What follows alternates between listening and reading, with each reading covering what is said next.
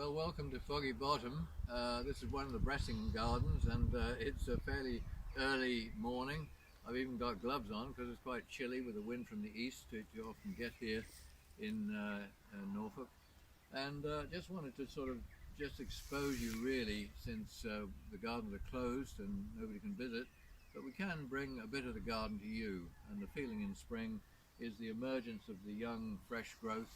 The early flowers, things like this Lysichiton, which is very unusual, people often ask what it is a skunk cabbage. Well, that's not a great name, is it? But perhaps it is a great name, but it's supposed to smell a bit like skunks. It comes from North America.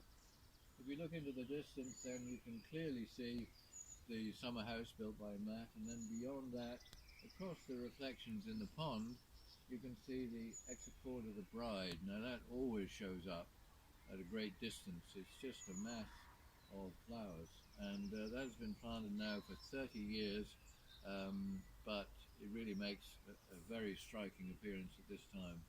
We will be bringing to you some other outstanding things too.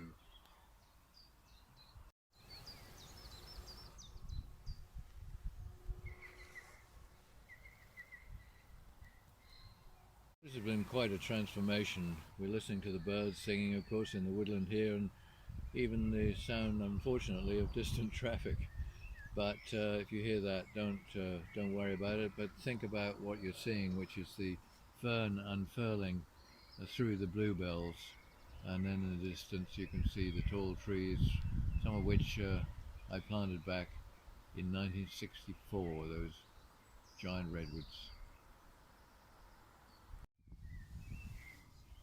This is a view looking from the summer house, which my son Matt built, into Foggy Bottom and across Foggy Bottom towards the pond and down to the woodland and the bridge.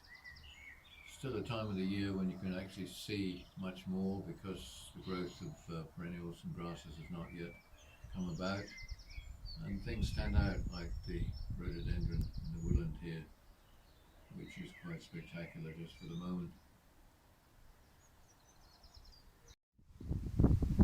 Well, the breeze is quite strong here in a more open position, but I'm sitting in front of this Exochorda, the bride, and that takes some beating for the wow factor.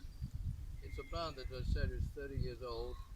It's at its peak at the moment, and it's just absolutely covered in flower.